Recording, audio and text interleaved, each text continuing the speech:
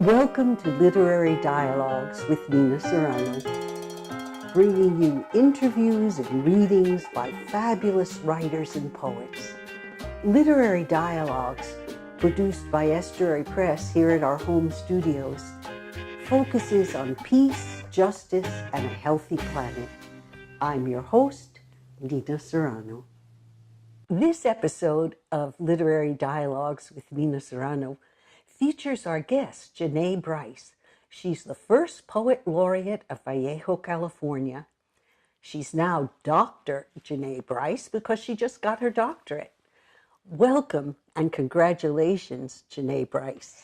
Thank you, Nina. I'm happy to be here. We're so glad you are. So what did you get your doctorate in?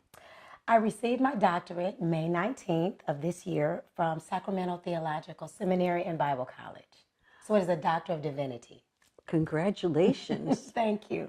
And what has your poetic journey been to become the first Poet Laureate of Vallejo, California? I'll say rough and bumpy. So I'll start at the beginning, if you don't mind. My mother was a published poet.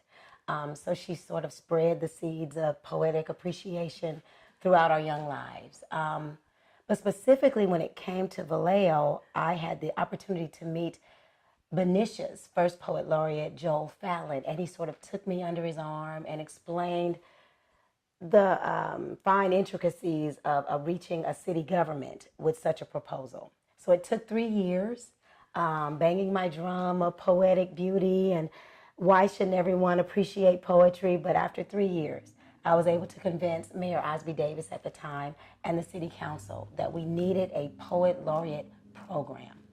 And they said yes and proclaimed me Poet Laureate in July of 2015. And what was that Poet Laureateship like?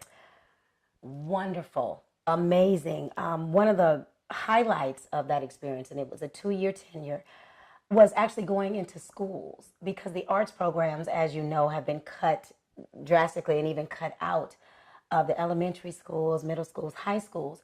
And so to be able to come in and sort of expose children to the beauty and the lyricism and the fun of poetry has been phenomenal for me, phenomenal. So actually exposing children, I think, has been the highlight for me. And during this period, you've written so much poetry yourself. I have. It's funny. I thought I was prolific before, but I think I'm prolific now. So are you ready to share some with us? I am, if you don't mind. Oh, absolutely. Please. Okay. Okay. Well, I need my glasses now. As my doctor told me, you had another birthday. So, yep. So my most requested poem, actually, and I love it, actually, comes from an African-American saying called, "Let it do what it do." And it means at such time when you are ever called on to stand and deliver or to share what you have or give what you know, no one will have to pump you or prime you. You'll just be ready to do it.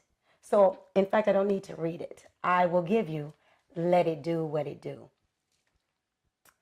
Wings are meant for flying, so don't resent the bird. Diamonds tend to sparkle, so don't hate the shine. Like water for the drinking and jewels for the gleaming, it just do what it do. So if you're gonna go boldly with the wind at your back and the sun on your face, resolute and calm with clarity of vision, and let it do what it do. If you're gonna go swiftly, like the next minute may not come and now is all you've got, and like the preacher said, tomorrow is not promised, so let it do what it do. If you're gonna go now. If not now, when? If not you, who? Move with a sense of urgency and don't just talk about it. You've got to be about it. Be brave enough to blaze a trail and woman enough to walk it wearing stiletto heels and let it do what it do. That's just a snippet. It's a lot longer. Oh, it's marvelous. Thank you very much. Thank you. I'll continue if you'd like. Oh, please. Let me know. Okay. So I actually, this is my book, A Way with Words, Poems, Prose, and Other Masterpieces, book 1, I'm sorry, that I was able to publish at the end of my tenure. 2017. So I will read one that I penned actually for the Visions of the Wild. It's an annual event for the city of Vallejo where we appreciate the water, the air, the trees, and we appreciate it because we have to share it. And this particular theme this year was about sharing our space with the wild animals in Vallejo. So I wrote it, and it's called City Serengeti. It's the coyote, the turkeys, and the peacock. I saw you there in the stillness. Just as morning wrestled its rightful place from the greedy fingers of midnight, I saw you. As dewdrops moistened the deep brown earth and softened your footprints in the glossy green grass, I saw you, statuesque and formidable, standing on my heel.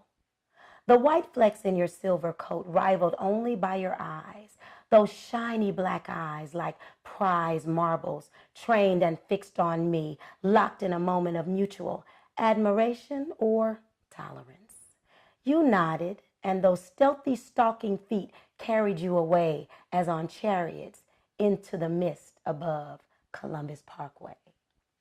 That was the coyote. I have one concerning the peacock. I saw you, your purple plumage spread out like a geisha's great fan, trailing behind you like formal festive tuxedo tails. I saw you, arrayed like royalty and moving like it too, a crown of black feathers adorning your head as you acknowledged your subjects. I heard you serenading your harem during our picnics, oblivious to all of us, or you simply didn't care, engaging in your public displays of affection during our softball games. Turquoise tails dipped in yellow and blue, you were beautiful. You were proud, and I was too, watching in awe as you strutted and sang, you were always there. But now the peacock no longer sings. Blue Rock Springs is missing some things. An homage to Blue Rock Springs Park. I just read about that park. Did you? And they bragged about the peacocks, and you say they're no longer there? I have not seen any for years, but if they have started to breed, amen, good. I haven't seen them, but I won't deny that they're there. I haven't seen them. Any more questions, or should I continue? Oh, please continue. Yes, asking a poet to read poetry. Of course, you know. Yeah. In my book, I've broken it down into different parts, and one part in particular is about love. So, of course, there's different types of love. Love in our families, from mother to son, mother to daughter, parental love, siblings. But there is that unmistakable, what the Greeks called eros, that love that is between those who absolutely love one another and can't really explain it. It's just love. So I will give you geometry. It was geometry, the angle of his shoulder, the line of his jaw, to say nothing of the points of intersection. Parallel, perpendicular, perfectly spectacular. Thank you, Pythagoras, but my theory is the shortest distance between 2 points is breath. What a beautiful poem.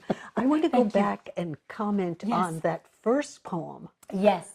Do you often dip into Black culture for your poetry? Absolutely, I do. Because what I've discovered is, how can I say this? You are what you are. You bring to the table the sum total of your education, experience, and exposure. And I like to say, before my parents knew I'd be a girl, they knew I'd be Black, because both of them are Black. So that's it. And so with that, there comes this beautiful history of what we call from the griot, G-R-I-O-T, the storytelling that has been so prevalent, not only just in my tradition or my culture, but my immediate family. We would sit around the table and mother would tell us stories about grandmother. Grandmother would tell us stories about her mother. And so we've sort of picked it up so that we have this running dialogue, if you will, of traditions and culture and funny humor. But it all is this running thread through all of our lives, even as we are now grown and married and we have our children. Now I have a grandchild. That's a whole nother story. Thank you. She is the highlights of my experience. I'm not kidding. But to say that it rolls into the thread, absolutely. So there are stories and there are old sayings that have sort of weaved their way into today. So yes, very much so. The African American tradition is a part of who I am. Absolutely. Yes, well, you very much hear that in that poem. And also your new role as a Doctor of Divinity. Yes, absolutely. So, and my getting the degree is just the icing on the cake for my tradition, which is in the African American Black Baptist Church. So my husband is a pastor. My mother was a missionary. My father is a deacon. My sisters and I all sang in the choir. We were ushers on the usher board. So that particular part of my life as a Christian, or as in a member of a certain denomination, it's all in there. It's rolled in there, and there's this call and response that we would get every Sunday morning from the preacher in the pulpit. He'll say, "Can I get a witness?" We say, "Yeah." "Can I get an amen?" We say, "Amen." So it's a call and response that is very, I didn't realize how apparent it was until I started writing. Absolutely. Absolutely. So some more poems? Oh, absolutely. So there's love and there's nature and there is, I did, if you don't mind, I love nature in and of itself. I remember just growing up in Vallejo, though, you see opossums and you see raccoons and the peacocks, and when you're a child, you really don't appreciate them. They're nuisances, absolutely, to me. They were always in our garbage cans, and we had to go out and pick things up. But as I got older, I started to appreciate the stillness of nature, to appreciate the colors of nature, and even the critters. And so I remember not long ago, looking out my backyard window, and I saw hummingbirds. Beautiful. They were just two of them. One was on the left side of the tree, the other was on the right. They were seemingly oblivious to one another, but it was almost a dance. So I penned the poem, Hummingbirds in C sharp. I hear strumming in the string section, humming coming from that direction. Sheer flapping of tiny wings, clear clapping from shiny things. Humming, yes, but she also sings because she knows the words. As she hovers, I am amazed at the ground she covers, all the while assuring her lovers that nectar awaits. A beautiful poem. Thank you. I really like your use of the rhyme in those poems. Good, thank you. It really makes it a song in C sharp. Oh, thank you. I appreciate that. I don't know music at all, but my brother-in-law helped me with that. Thank you. Thank you. Another, shall I? Please. So, as I was thinking about birds, and again, in my front yard this time, I saw a bird hopping. Now, it had some red on it. Not sure if it was a robin, but I was inspired. So, I penned this as Robins in the Backyard. Tiny talons gripped the prey that slithered and slid in the grass that day. Crimson plumage at its ruby red best, with scarlet jewels tattooed on his chest. Painted fire emblazons his vest, so well-mannered one would be hard-pressed to find another so impeccably dressed. Even the jealous ones confessed, and in my backyard he chose to rest. There he was, a robin redbreast. Yes, my kids in my elementary school like that one. You grew up here in Vallejo. I did. Were you born here too? No, born in Oakland. I went to kindergarten there, and then my parents moved to to Vallejo. Yes. So you've seen all the changes. I have. Some welcome, some not so much so. But yes, I have seen a lot of changes in Vallejo. And have you been asked to write poetry for different civic events as Poet Laureate? I have. As a matter of fact, there's a whole section in here called To Vallejo. Absolutely. I I was surprised by the sheer number of civic organizations we have here, by the number of, not just the number of organizations, but the number of events that they have. So I have been honored and blessed to have been invited to share. And I absolutely, in chapter 4 in my book, is called Community. So this first one, how shall I say, pointed up some of the differences and the changes that I had seen in the city that were not exactly positive, but it sparked an imagination and a dream for me. So I give you, I dream a city. I dream a city, a big, beautiful, braggadocious city, devoted to the diversified diversification and the celebrated celebration of its entire population. I dream a city, a safe, savvy, scenic city where walking downtown is a banquet for the senses, where busy, bustling, bright promenades invite all and all RSVP. I dream a city, a festive, friendly, formidable city where the currents of the Carquinez Strait are matched only by the currency flowing in and out of solvent situations, for we are always in the black. I dream a city, a proud, productive, prosperous city where the people work for the city and the city works for the people. Efforts are acknowledged and productivity is applauded, where morale is high and crime is low. I dream a city, a forward-thinking, goal-reaching, expectation-exceeding city where there is no digital divide and technology benefits the whole, where well-prepared teachers reach ill-prepared students and love them into learning. Love them into learning, because that's how it ought to be. I dream a city, don't you? Oh, beautiful. Thank you. Thank you. I'm new to this, relatively new to the city, so I really appreciate that poem. Thank you very much. Thank you. And by the way, our new city manager asked for a copy of this poem. Not exactly sure what he'll do with it, but the fact that he asked was honor enough for me. So Yes. that 3-year campaign to make Vallejo poetry conscious paid off. I should say so. I should say so. I'm very, very proud of that. I am happy that I was the first, but I hope that it continues. We now have a second poet laureate. Yes.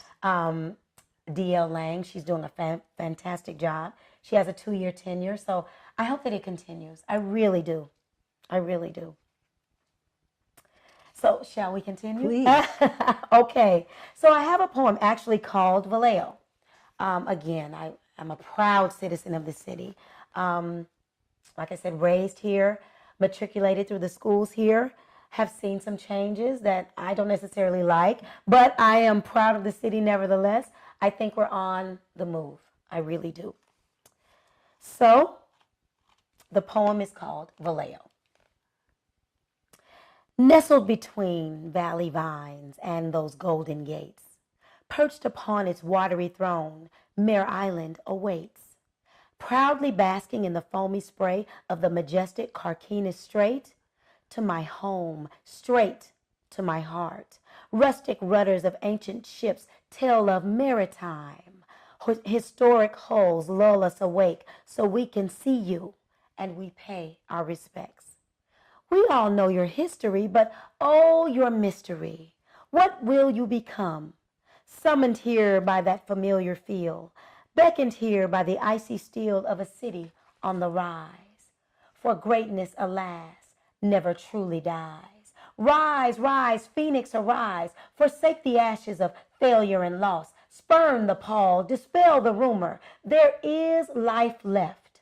More, much more than smoldering cinders. Stoke again those able embers. Fan the flames of promise. For nestled between what once was and what shall be is Vallejo. Oh, thank you. Thank you. Thank you. I think I have a tear in my eye coming. Because you're leaving.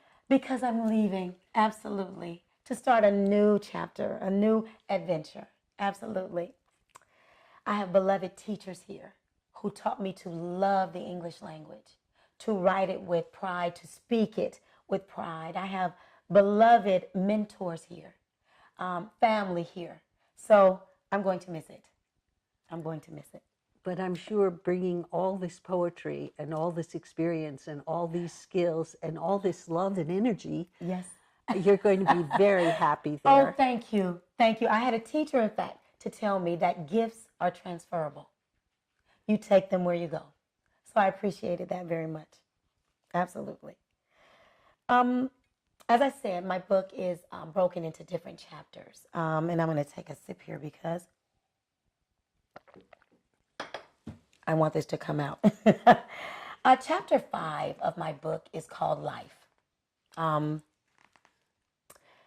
I think as a younger woman, I could not have written some of the poetry that I write now because you need some experiences. You need some things to be able to point back to. You need some things to show as markers where you have been. And so I have learned that life in and of itself can be a lot of things, and among them, disappointing. So I penned the poem, Disappointment.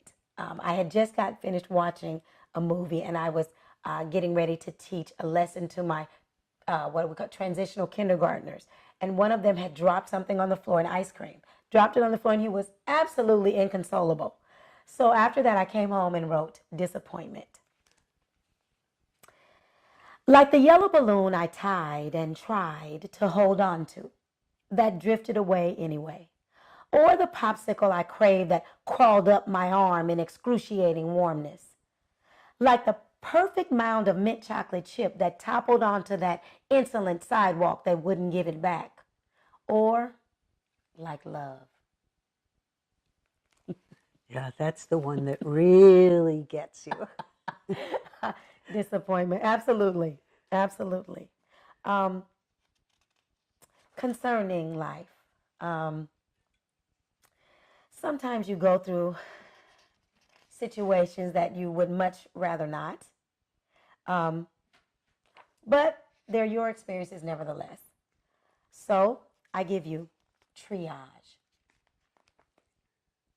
I understand the splints and the fitting of the casts, the bandages and the compresses. I comprehend the ibuprofen when the pain comes in like waves. I can fathom the MRIs, the X-rays, and the CAT scans, but where are the pillows to prop up the heart that threatens to give out from the sheer fatigue of loving too much? Where are the crutches that lend support as the feeble heart learns to walk again? I can see physical therapy to strengthen the bones, the joints, the tendons, the sinews, the muscles, the ligaments, and such, but what of a break beyond the bone? When the frame is sure but the future is not? What happens when it is not the skeleton that jeopardizes stability? What splint fits around the broken heart? Where would the therapy for that injury start? A broken heart masquerades as many other things, but a closer look with a stronger scope reveals. I am simply trying to stop the bleeding, for who can hear a hemorrhaging heart? Oh. So you're going to take these poems into this new situation. I am. How do you project you're going to find your way into the poetry community and bring these poems there? I know. I don't know. You don't know. I do know this. Your gift will make room for you. That's what your first poem says. Yes. That's what that first poem had to say. Absolutely. So I believe we are the sum total of education, experiences, and exposure. I believe there's room for me. Not exactly sure where. In the African American tradition, we call the wife of the pastor the first lady. So again, I will be the first lady of a church because we were ministering in Oakland for 20 years. We had a church there. So he's moved there, and we're starting a new church, and not exactly sure what that role will encompass, but I'm ready. I'm ready to spend a lot of time with my granddaughter, I'll tell you that. She's 2. But there is room for poetry. There is room for expression. There is room for emotion. There's room. So I look forward to getting there, to sort of hitting the ground running. I have high expectations of Dallas, Texas. I have high expectations of myself. I'm ready. I'm ready. You certainly are. Thank you. Thank you. Thank you. I have some smaller ones, some much smaller poetry. I found that children appreciate a thing in small chunks. You can't force feed them much at a time. And I appreciate that about children and some adults as well. So I give you, how should we start? Mistaken. Mistaken. I cut myself on my own jagged edges. I thought they had been softened, though, by vicissitudes. Surely the punishing pumice of pressure and time should have filed down those pointy places. I guess not. I love Mistaken. all the P's in that. Do you? Yes. Yes, not everyone catches that. Thank you. I appreciate that. The punishing pumice of pressure. Very good. Love it. Love it. Thank you. Thank you. I want to read one actually that is even shorter because I found again that children appreciate them, but also, let me see. No, it's in the front. When you are called on to read poetry, you have to capture the attention. And I found that some of my longer poems do that, but people get a little antsy if you don't hurry up and get to the point. So I was surprised to find how many poems I have written about water. And when you had mentioned it earlier today, I thought that's amazing. Water is so important, but it's everywhere all the time, and sometimes we don't appreciate it. So I was able to actually submit this in Benicia for their water ceremony, and they chose this one. So, water. Sweet erosion in liquid form, sly, slow serpentine stream, carving out niches in valleys and ditches, yet it fits in my cup. Oh, I bet the children love that. They love that one. They can actually totally understand that one. Absolutely. We had cups of water. Yes, mine too, Miss Genea, mine too. So, yes, absolutely. Okay.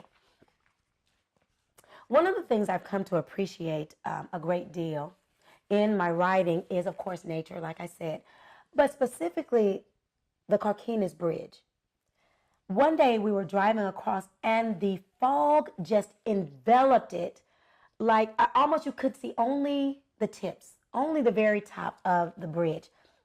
And I thought about it and I said, I was not raised in the New England states. I don't know much about lighthouses, though we have 1 or 2 still around here, but only in tribute. And I said to myself, this fog would be terrible to have to circumnavigate, to sort of see through. And it gave me an appreciation of all things lighthouses. I was so even surprised at my own inspiration. So I'm going to find, oh, there it is. Foghorns and Lighthouses. It is a very small poem, but it had to do with appreciating other cultures, other people's experiences. Foghorns and lighthouses meant nothing at all to me until I too was adrift, like leftover wood from faraway trees, buoyant but alone. Wow. And the children really understand that poem, don't they? They do once they get a sense of what a lighthouse does. Oh, yes. Right. Once they understand what a lighthouse does. Absolutely. But they all know how it feels to feel alone. Absolutely. Very good. I didn't think about that as far as children were concerned, but yes, absolutely. No one wants to be alone. No one. No one wants to feel like no one cares or there's no one around. Even if they did care, you're alone, you're there by yourself. So the idea of a lighthouse sort of shining the light for you to see, come this way. You're not alone. I was really surprised by my own depth of emotion about things I hadn't even seen up close. But it really struck me as trying to navigate, trying to steer when you can't see. So, yes, that absolutely got me, and I hope it gets others as they read it or hear it. It has me. Oh, good. Thank you. I have one more small one, actually, as an homage to my mother. She loved ladybugs, or loves ladybugs. She's still here with us. She loves ladybugs. And I'm going to, let's see. And one day I was out on the playground with some children that I was teaching. I have to find it. And I was surprised when I found a green ladybug with black dots. I found a yellow ladybug with sort of brown dots. And I was going, where had these been? I've only ever seen red ladybugs. And my mother, she used to call us ladybugs. She used to call her nieces ladybugs. And I was surprised to know that although they're called ladybugs, some are male. And I don't know how they feel about that. If I were male, would I like to be called a lady? There it is, ladybugs. Just an appreciation to their shape, how fast they can move, being so big on top. Things strike me as funny sometimes. Ladybugs. Little black legs carry little red domes to realms and worlds and parts unknown. Minding her own business, alone she trots. I really dig those little black dots. Now I know that was popular with the children. Absolutely. I found little ladybug earrings to wear that day. It was a hit. It was a hit. So you've been teaching elementary school all these years? Actually K through 12. I finished the teaching credential program at Patton University in Oakland. So my favorite grade is kindergarten. I love them. So I subbed in middle schools and high schools, but I always find my way back. I have units in early childhood education as well. So pre-kindergarten, transitional kindergarten, those kindergartners have me by the heart, I'll tell you. Yes. Well, you have entered my heart. Thank you so much, Genea Brice. Thank this you, was Nina. really beautiful, and I know that your journey in Texas is going to be a beautiful one because you're bringing so much beauty with you. Oh, thank you very much. My pleasure. My pleasure. Un placer. Genea, where can people find your work? Okay, so if I may hold them up just once again, maybe one at a time or side by side. They're both available on Amazon.com. This one I said is my latest, so you'll find it as it was published in 2017. This is the older book, of course, and it's available on Amazon as well, but published in 2010.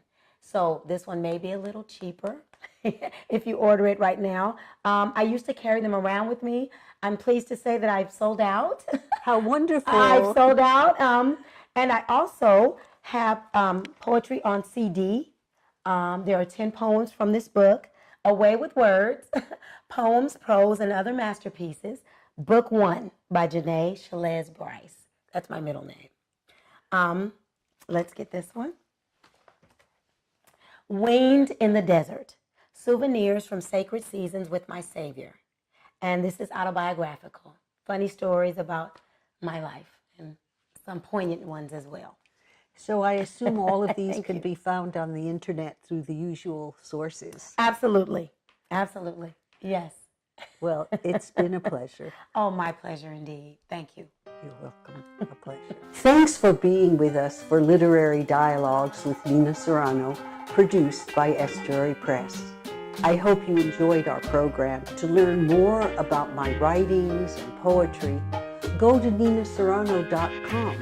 Subscribe to my blog, and we'll stay in touch.